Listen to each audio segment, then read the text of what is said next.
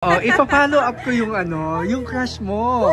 Kasi kanina, nung tinanong kang hindi, bakit naman? Oh, so, kanina, nung tinanong ka kung sinong showbiz crush mo, sabi mo wala, pero may crush kang politician. So, oy, sige, direct. Thank you. May meeting ako. Sige, direct. So, sino nga yung politician? May sinabi mo. Oo.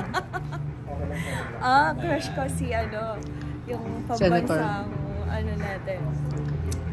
Ay, sorry. Oh.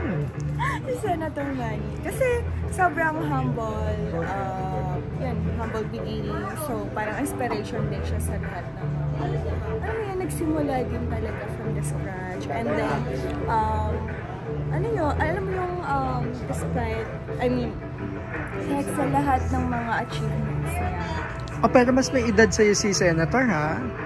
Yeah. Doesn't matter sa'yo? Age doesn't matter sa'yo? Age doesn't matter. Or talagang ang taste mo ay... Applicable of all ages ako. Talaga? Or talagang ang taste mo medyo mas mature sa'yo? Ganun ba yun? Or... Preferred ko. Preferably. Yeah. Bakit? Mature. Kasi, mas okay na yung guy naman talaga nagka-guide sa relationship. So, mahirap na, alam mo yun, ikaw yung mas nangunguna, parang gano'n sa relationship. So, mas preferred ko lalaki. And, it helps kung mas mature yung guy. Gusto mo yung siya yung nagli-lead at ikaw yung binibaby, ganun ba? Yeah, baby girl. Talaga. Kanina, well, hindi to natumbok, pero syempre, pag sinabi mo kasing politician, mayaman yan. So, sa'yo, does that matter na yung lalaki may kaya? Yeah. Preferred Preferred ko. Yeah, to be honest. Kasi, syempre, isa sa source ng away sa relationship kung alam mo yung nagkakaproblema kayo sa... Totoo naman. Totoo naman. Pera, di ba? Kung wala kayong pagkain, wala kayong ma-provide. So, ayoko na magiging, part siya na. Physically, may gusto ka ba kay Senator? Wala. May gusto mo ba yung mata niya? Gusto mo ba yung maganda yung katawan, physique ni Senator? Wala siyan. I admired him sa personality niya. Yun talaga? Yun talaga. Oo. Yeah. And yun, sobrang makadiyos, makatao. Oh, pero kanina biniro ka din ni Romel na ano naman ang message mo kay Jinky? Hi, madam! Ano po, pwede niyo po ko i-adopt? Or fan? Oo.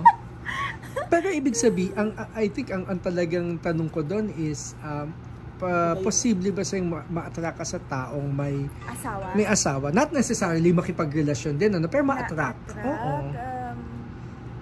In reality, parang hindi naman. Kasi, talagang pag alam mong meron na. Tsaka ayoko ma-experience yan in the future. Talaga. Balik-balik lang yung karma. So, wala. And lang, siguro nag-joke ako. Ang ganda ng sinabi mo, balik-balik lang ang karma. Naniniwala ka kasi doon. Yes. Okay. So, yun. Ayoko maranasan yun.